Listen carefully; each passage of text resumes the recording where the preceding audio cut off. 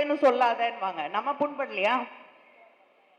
பெண்களுக்கு எதிராக கருத்துக்களை சொல்லுவார்கள்.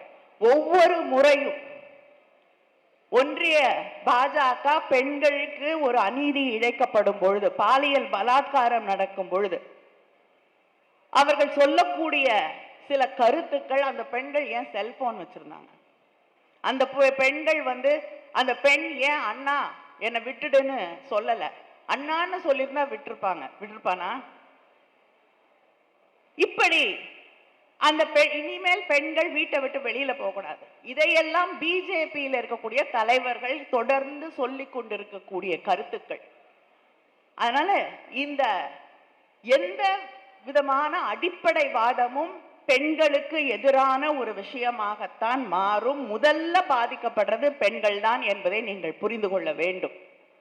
உங்களுடைய உரிமை, உங்களுடைய கல்வி, இன்னைக்கு எத்தனையோ போராட்டங்களுக்கு பிறகு பெண்கள் பெற்றிருக்கக்கூடிய வேலைக்கு போகக்கூடிய அந்த சுதந்திரம், உங்களுடைய உடைகளை நீங்களே தேர்ந்தெடுக்கக்கூடிய ஒரு அளவுக்கு தேர்ந்தெடுக்கலாம். எல்லாரும் சுடிதாரில் தான் வந்திருக்கீங்க. ஏதாவது இருக்கா ரெஸ்ட்ரிக்ஷன்ஸ்? காலேஜில் சுடிதார் தான் போடுமா? அப்படியா? துப்பட்டாவோட இல்ல? பாய்ஸ் இல்ல காலேஜ்ல இல்லையா? இருக்காங்களா? அவங்களுக்கு என்ன ட்ரெஸ்? வேஷ்டி சட்டை, இந்தியன் ட்ரெஸ் ஏதாவது இருக்கா? இல்ல. அதுதான் பெரியார் என்ன சொன்னார்னா, உன்னுடைய உடையை, உனக்கு வசதியான உடையை நீ தீர்மானி. உனக்கு முடி வளர்க்கணும்னா வளர்த்துக்கோ, வெட்டிக்கிறது வசதியா இருந்தா வச்சுக்கோ, வெட்டிக்கோ. எதையும் உனக்கு தடையாக மாற்ற விடாதே. எந்த காலேஜுக்கு போனாலும், நான் என்னுடைய முன்னாடி எங்க டிபார்ட்மெண்ட் ஹெட்டா இருந்த ஒருத்தங்க ஒரு கல்லூரியில தலைவராக இருந்தார்கள். அங்க போனேன். நான் சொன்னேன், என்ன மேம் எல்லாருமே சுடிதார் போட்டிருக்காங்க, துப்பட்டா போட்டிருக்காங்கன்னு, ஏதாவது ட்ரெஸ் கோட் வச்சிருக்கீங்களா காலேஜ்ல கேர்ள்ஸ்க்குன்னு?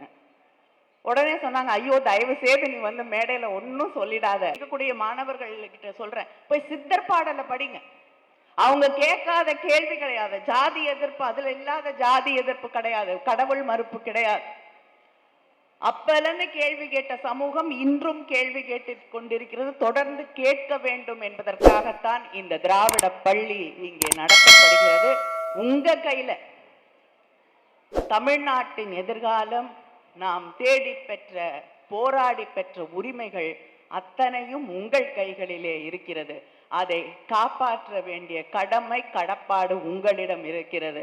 அதனால் இந்த திராவிட பள்ளியின் கொள்கைகளை, திராவிட முன்னேற்ற கழகத்தின் கொள்கைகளை, திராவிட இயக்கத்தின் கொள்கைகளை, தந்தை பெரியார், பேரறிஞர் அண்ணா, தலைவர் கலைஞர், இன்று முதலமைச்சர் அவர்கள் கொண்டிருக்கக்கூடிய அனைவருக்கும் எல்லாம் என்ற அந்த கொள்கையை தாங்கி செல்லக்கூடியவர்களாக நாம் இந்த சமூகத்தில் பணியாற்ற வேண்டும்.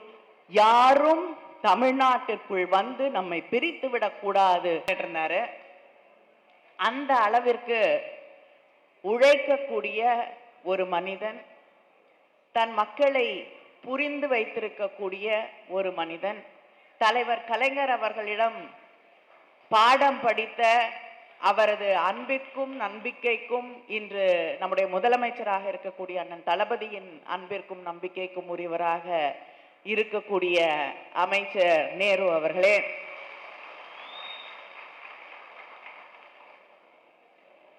இந்த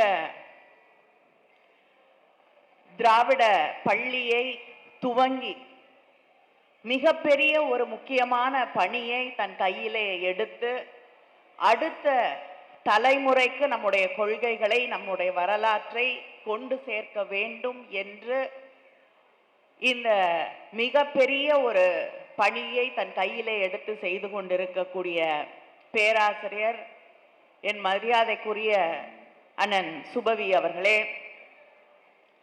இங்கே குறைவாக பேசினாலும் எந்த மேடையில் பேசினாலும் அழகாக பேசக்கூடிய அரசின் கொறடா முனைவர் கோவி செழியன் அவர்களே,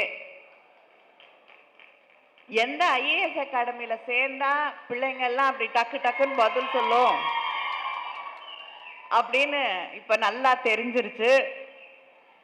ஏன்னா திரு விஜயாலயன் அவர்கள் கேட்கக்கூடிய கேள்விகளை அவர் கேட்டு முடிக்கிறதுக்கு முன்னாடி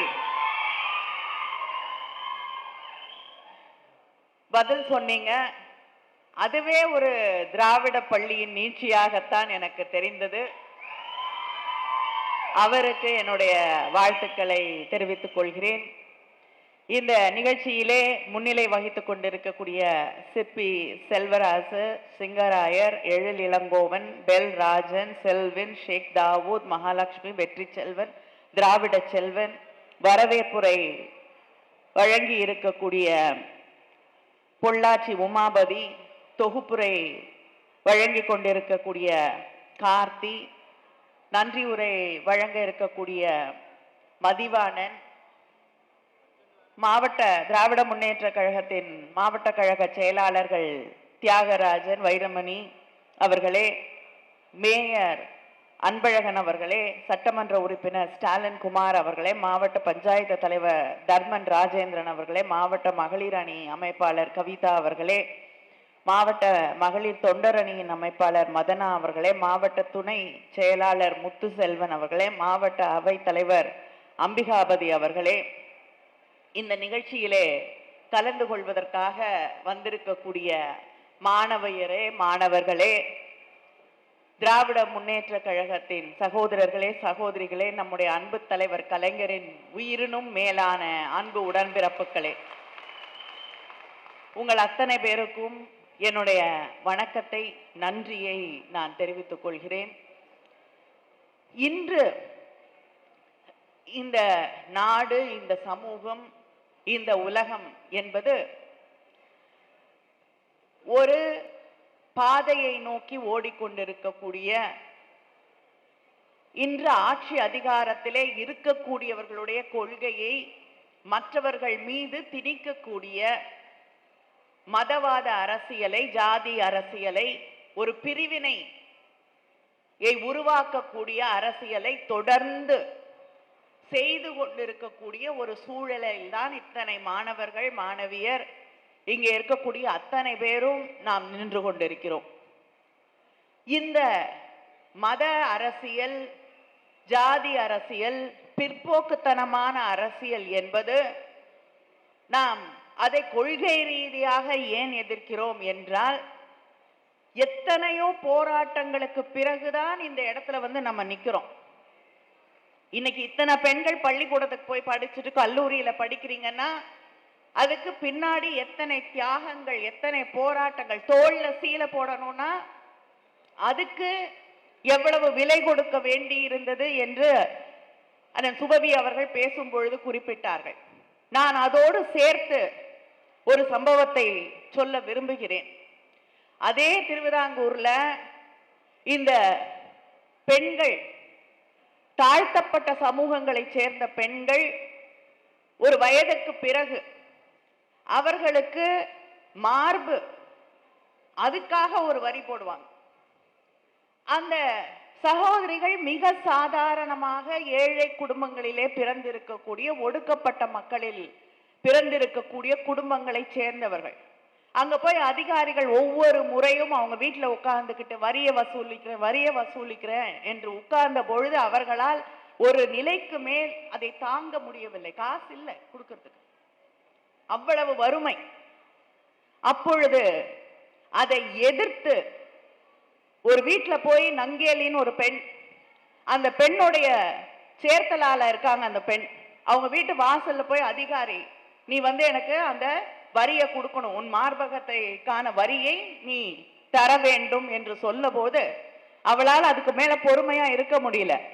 நேரா உள்ள போறா, ஒரு வாழை இலையை எடுத்து வைத்து தன் 2 மார்பகங்களையும் வெட்டி அந்த வாழை இலையிலே வைத்து கொண்டு வந்து, போதுமா என்று அந்த அதிகாரி, அரசு அதிகாரியின் கையிலே கொடுத்து விட்டு அந்த குருதி கொட்டியதால் கொஞ்ச நேரத்தில் அவர் மாண்டு போகிறார். இத்தனை விலையை கொடுத்துதான் இன்னைக்கு நம்ம இந்த இடத்துல இத்தனை பெண்கள் அமர்ந்திருக்கிறீர்கள், இங்கே இத்தனை பேர் படிக்கக்கூடிய வாய்ப்பு கிடைத்திருக்கிறது என்றால் இந்த தியாகங்களை எல்லாம் நாம் மறந்து விடக்கூடாது. இன்னைக்கு நம்ம கையில ஒரு பொருள் இருக்கு, யார் வேணாலும் படிக்கலாம். ஒன்றிய அரசாங்கம், பிஜேபி அரசாங்கம் புதிய கல்விக் கொள்கையை கொண்டு வராங்க. அதை தமிழ்நாட்டு மேல திணிக்கணும்னு கங்கணம் கட்டி கொண்டு செயல்படுகிறார்கள். ஆனால் அவங்க இன்னும் 30 வருஷம் பொறுத்து என்ன பெர்சன்டேஜ், என்ன சதவிகிதம் கல்லூரிக்கு போகக்கூடிய மாணவர்களை உருவாக்க வேண்டும் என்று நினைக்கிறார்களோ அதை எப்பொழுதோ கடந்து விட்ட மாநிலம் தமிழ்நாடு. புதிய கல்விக் கொள்கையை நியாயமா நம்ம எழுதி அவங்களுக்கு கொடுக்கணும் இல்லையா? அவங்க பள்ளிக்கூடத்தெல்லாம் நிறைய மாணவர்கள் இல்லைன்னா பள்ளிக்கூடத்தை மூடணுமா, மூடி எல்லாத்தையும் கொண்டு வந்து ஒரு இடத்துல வைக்கணுமா? தமிழ்நாடு ஒரு மாணவனோ மாணவியோ இருந்தால் கூட அந்த பள்ளியை மூடாமல் நடத்தக்கூடிய மாநிலம் தமிழ்நாடு. அந்த பிள்ளைக்கு சிரமம் இருக்கக்கூடிய கூடாது, கல்வி போய் சேர வேண்டும். மலையில இருந்தாலும் சரி, எங்க இருந்தாலும் சரி, ஒரு குக்கிராமத்துல யாருமே போக முடியாத இடத்துல கூட அங்க ஒரு பள்ளியை உருவாக்கி அந்த மாணவர்களுக்கு கல்வி செல்ல வேண்டும் என்று நினைக்கக்கூடிய மாநிலம் தமிழ்நாடு. அதுதான் திராவிடம். தலைவர் கலைஞர் அவர்கள் ஒரு காலகட்டத்தில் பெண்களை நிச்சயமா வெளியூருக்கு அனுப்பி படிக்க வைக்க மாட்டாங்க. பள்ளிக்கூடம் முடிச்சிச்சுங்கன்னா வீட்டில் வச்சுக்கணும். பள்ளிக்கூடம் முடிக்கிறதே பெரிய விஷயம். அதே போல ஆண்களாக இருந்தாலும் வசதி வாய்ப்பு இல்லைன்னா வெளியூர்ல போய் படிச்சு யார் வீட்லயும் தங்க முடியாது. சில பேருக்கு எல்லா ஊர்லயும் சொந்தக்காரங்க இருப்பாங்க, அதனால போய் தங்கி படிக்க முடியும். நிறைய குடும்பங்கள்ல யாரும் இருக்க மாட்டார்கள். வசதி வாய்ப்பு இல்லாத குடும்பங்களிலே ஒதுக்கப்பட்ட சமூகங்கள்ல இருக்க மாட்டாங்க, போய் படிக்க முடியாது. அதனால் நீ போய் படிக்கிறதுக்கு அலைய வேண்டாம், உங்க ஊருக்கு பக்கத்திலேயே நான் கல்லூரியை கட்டுகிறேன் என்று கொண்டு வந்த தலைவர் கலைஞர் அவர்கள்.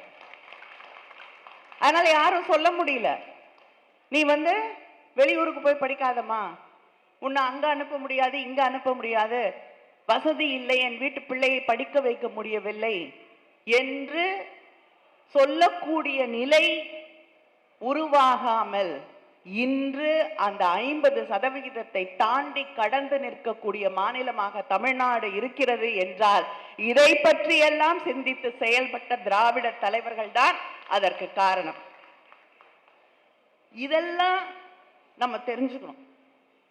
என்னென்ன தியாகங்கள், என்னென்ன திட்டங்கள், என்னென்ன சிந்தனைகள், இதெல்லாம் இன்னைக்கு நம்மளை கொண்டு வந்து இந்த இடத்துல நிறுத்தி இருக்கு என்று தெரிந்து கொண்டால்தான் முன்னைக்கு நமக்கு கையில கிடைச்சிருக்கக்கூடிய இந்த உரிமை, இந்த சுயமரியாதை, இந்த சமூகத்துல நமக்கு கிடைத்திருக்கக்கூடிய ஒரு மதிப்பிற்கக்கூடிய இடம், அதை நாம் பொக்கிஷமாக பாதுகாக்க முடியும்.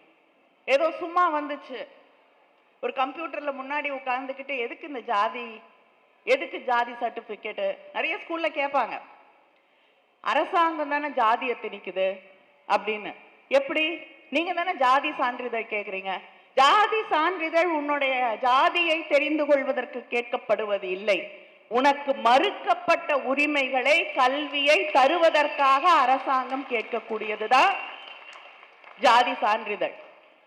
இதை நம்ம புரிஞ்சுக்கணும்னா இந்த வரலாறை நாம் தெரிந்து கொள்ள வேண்டும். இதற்காகத்தான் அண்ணன் சுபவி அவர்களும் அவரோடு சேர்ந்திருக்கக்கூடியவர்களும் இந்த திராவிட பள்ளியை தொடங்கி நடத்தி கொண்டிருக்கிறார்கள். முக்கியமா பெண்கள், இத்தனை இளம் பெண்கள் இங்க வந்திருக்கீங்க. நீங்க ஒன்றை புரிந்து கொள்ள வேண்டும், அது பாசிசமாக இருக்கட்டும், இல்லை என்றால் இந்த சமூக நீதி, லிபரேஷன், இதுக்கெல்லாம் எதிராக, சிந்தனைகளுக்கு எதிராக பிற்போக்குத்தனத்தை உருவாக்கக்கூடிய மதவாத அரசியலாக இருக்கட்டும், ஃபண்டமெண்டலிசமா இருக்கட்டும், எதுவா இருந்தாலும் அது இந்த சமூகத்துல எப்படி உரையாடல்கள் குறைந்து கொண்டிருக்கிறது, டிபேட் எப்படி குறைஞ்சிட்டு இருக்கு, யாரும் யாருடைய கருத்தையும் எடுத்து சொல்ல முடியாது. யாரும் ஒரு கருத்தை வெளிப்படையாக பேசும் பொழுது அந்த கருத்து பெரும்பாலானவர்களுடைய மனதை புண்படுத்துது. முதல்ல சொல்லக்கூடிய விஷயம் பெரும்பான்மை சமூகத்தை புண்படுத்துகிறோம் என்று. ஆனா அவங்க தமிழர்களுடைய அத்தனை உணர்வுகளையும் புண்படுத்தக்கூடிய வகையிலே பேசுவார்கள். தமிழ்நாடுன்னு சொல்லாதேன்னுவாங்க. நம்ம புண்படலையா? பெண்களுக்கு எதிராக கருத்துக்களை சொல்லுவார்கள். ஒவ்வொரு முறையும் ஒன்றிய பாஜக பெண்களுக்கு ஒரு அநீதி இழைக்கப்படும் பொழுது, பாலியல் பலாத்காரம் நடக்கும் பொழுது அவர்கள் சொல்லக்கூடிய சில கருத்துக்கள், அந்த பெண்கள் ஏன் செல்போன் வச்சிருந்தாங்க, அந்த பெண்கள் அந்த பெண் ஏன் அண்ணா என்னை விட்டுடுன்னு சொல்லல, அண்ணான்னு சொல்லியிருந்தா விட்டுருப்பானா? இப்படி அந்த இனிமேல் பெண்கள் வீட்டை விட்டு வெளியில போகக்கூடாது. இதையெல்லாம் பிஜேபியில் இருக்கக்கூடிய தலைவர்கள் தொடர்ந்து சொல்லிக் கொண்டிருக்கக்கூடிய கருத்துக்கள். அதனால இந்த எந்த விதமான அடிப்படை வாதமும் பெண்களுக்கு எதிரான ஒரு விஷயமாகத்தான் மாறும். முதல்ல பாதிக்கப்படுறது பெண்கள் தான் என்பதை நீங்கள் புரிந்து கொள்ள வேண்டும்.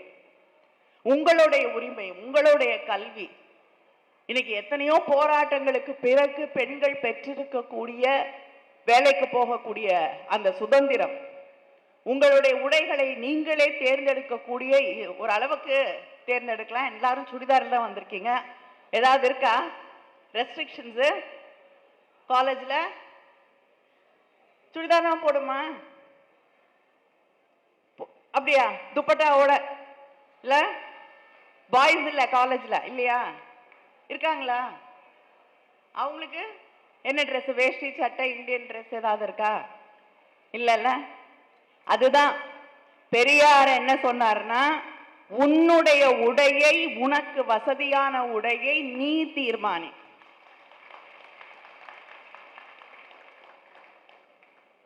உனக்கு முடி வளர்க்கணும்னா வளர்த்துக்கோ, வெட்டிக்கிறதுக்கு வசதியா இருந்தா வச்சுக்கோ, வெட்டிக்கோ. எதையும் உனக்கு தடையாக மாற்ற விடாதே. எந்த காலேஜுக்கு போனாலும், நான் என்னுடைய முன்னாடி எங்க டிபார்ட்மெண்ட் ஹெட்டா இருந்த ஒருத்தங்க ஒரு கல்லூரியில தலைவராக இருந்தார்கள். அங்க போனேன். நான் சொன்னேன், என்ன மேம் எல்லாருமே சுடிதார் போட்டிருக்காங்க, துப்பட்டா போட்டிருக்காங்கன்னு, ஏதாவது ட்ரெஸ் கோட் வச்சிருக்கீங்களா காலேஜ்ல கேர்ள்ஸ்க்குன்னு? உடனே சொன்னாங்க, ஐயோ தயவு செய்து நீ மேடையில ஒன்னும் சொல்லிடாத அப்படின்னு. அது எப்படி நான் சொல்லாம இருக்க முடியும் அப்படின்னு மேடையில கேட்டேன். அடிப்படையிலேயே பெண்கள் மீது திணிக்கப்படக்கூடிய ஒன்று, ஒரு ஆண் உன்னை பார்க்கிற விதத்துக்கு நீதான் பொறுப்பு இல்லையா? நீ நல்லா ட்ரெஸ் பண்ணினா யாரும் உன்னை தப்பா பார்க்க மாட்டாங்க. நீ சரியா நடந்துகிட்டீன்னா, நீ சரியான நேரத்துல வெளியில போனா வந்தான்னா நீ பாதுகாப்பாக இருப்ப. இதை விட ஒரு பெரிய பொய் உலகத்திலே கிடையாது.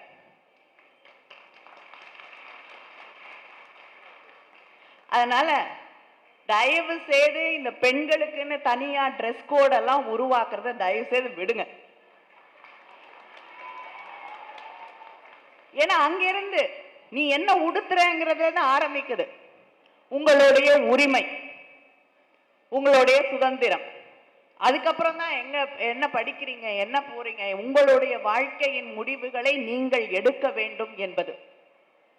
இப்படி தொடர்ந்து இந்த ஃபண்டமெண்டலிசம் தான், இந்த அடிப்படைவாதம், இந்த மதவாதம், இது தொடர்ந்து நமக்கு தந்து கொண்டிருக்கக்கூடிய விஷயங்கள் தான். பெண் என்பது ஆணுக்கு குறைந்தவள், பெண்ணுடைய தவறுகளுக்கு பெண் பொறுப்பேற்க வேண்டும், பெண்ணை எப்படி நடந்துக்கிறான்றத பொறுத்துதான் ஒண்ணுமே. அவங்க ஆண்களுக்கு எந்த முடிவையும், இது ஆணையும் இன்சல்ட் பண்ணக்கூடிய ஒன்றுன்னு நீங்க புரிஞ்சுக்கணும். ஏதோ உங்களுடைய உடல், உங்கள் மனம் எதுவுமே உங்க கண்ட்ரோல்ல இல்லைங்கிற மாதிரி ஒரு நிலையை அவங்க உருவாக்கி காட்டுறாங்க. அதை நீங்கள் புரிந்து கொள்ள வேண்டும். இன்னொருத்தருக்கு நீங்க பொறுப்பு அப்படின்னு ஆகும் பொழுது உங்களுடைய வாழ்க்கையும் நீங்க வாழ முடியாமல் போய்விடுகிறது. அதனால பெண்களை நாம் வாழ விட வேண்டும். அவர்களுடைய வாழ்க்கையை, அவர்களுடைய முடிவுகளை அவர்கள் எடுக்க விட வேண்டும். அந்த பெண்களுக்கு அழகா சொல்லுவாங்க நிறைய விஷயத்த. இப்ப கூட சொன்னாங்க, நான் மேடையில ஒரே பெண் இருக்கேன் அப்படின்னு சொன்ன பொழுது, எல்லா மேடைகள்லயும் நிறைய மேடைகள்ல யாராவது ஒரு பெண் தான் இருப்பாங்க பேருக்குன்னுட்டு. ஐயா சுபவி சொன்னாரு, இவங்க பல திறமைகள் உடையவர்கள், அதனால பல முகங்கள் உடையவர்கள், அதனால ஒரு பெண்ணா நான் பார்க்கல, நிறைய பெண்ணா பார்க்கிறேன்னு. வேண்டாம். அப்படி பார்த்தா தலைவர் கலைஞர் இருந்த மேடையில தலைவர் கலைஞர் மட்டும்தான் இருந்திருக்கணும், மற்றவங்க எல்லாம் பெண்களா இருந்திருக்கணும். ஏன்னா அப்படி ஒரு பன்முக தடைமை இருக்கக்கூடிய ஒரு மனிதரை யாரும் பார்க்க முடியாது.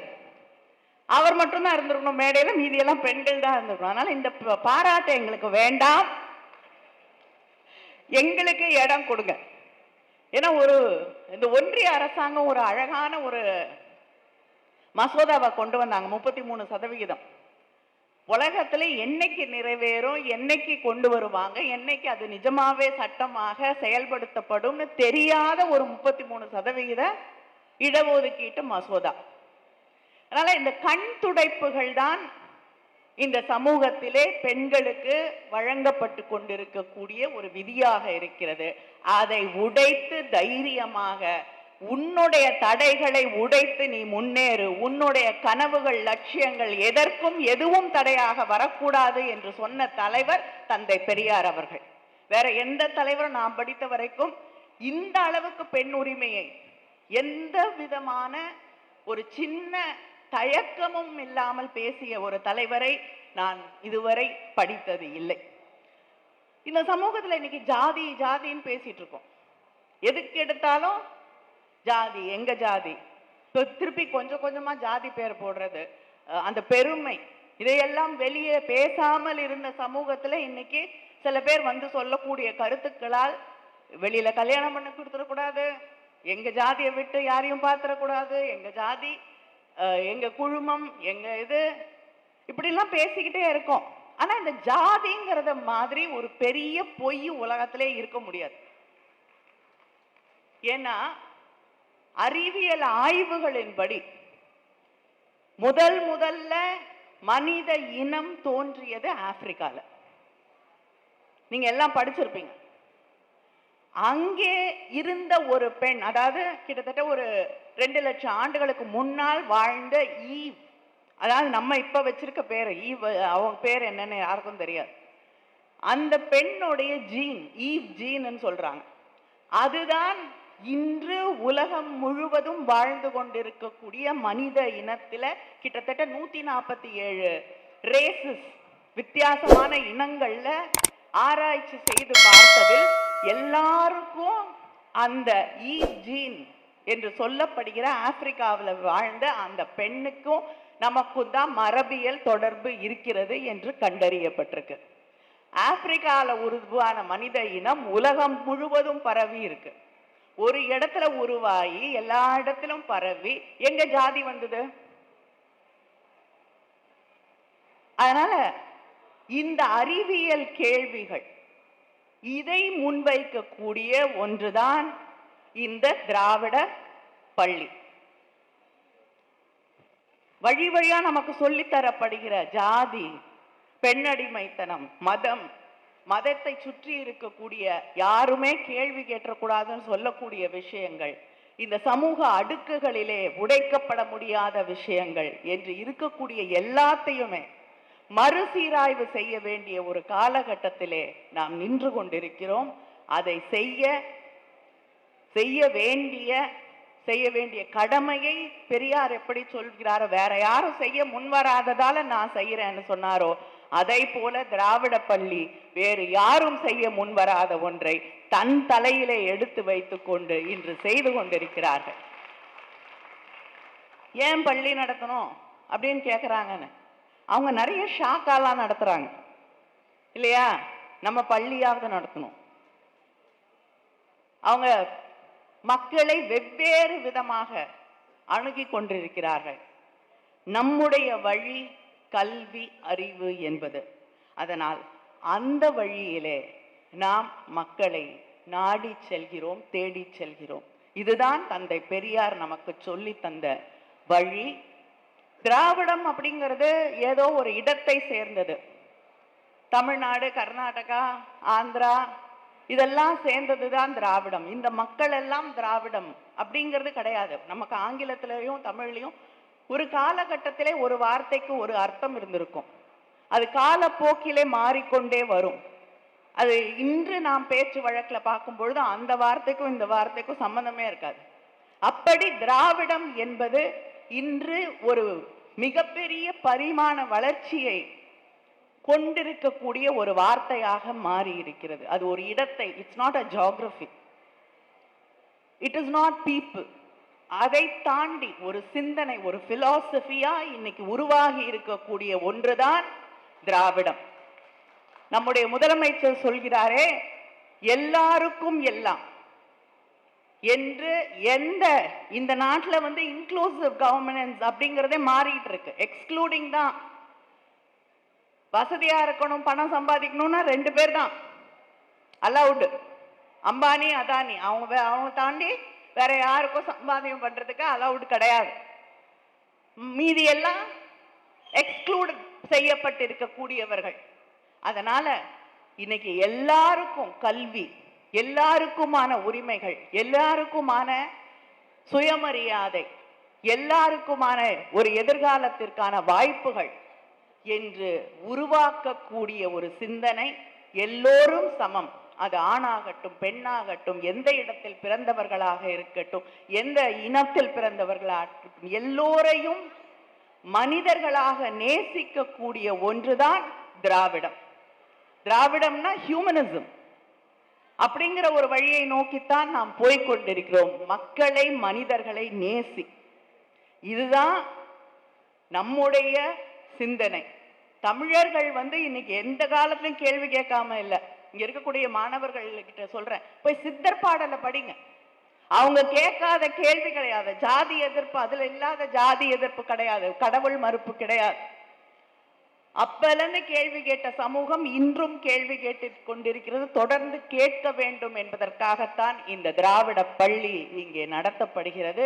உங்க கையில தமிழ்நாட்டின் எதிர்காலம், நாம் தேடி பெற்ற, போராடி பெற்ற உரிமைகள் அத்தனையும் உங்கள் கைகளிலே இருக்கிறது.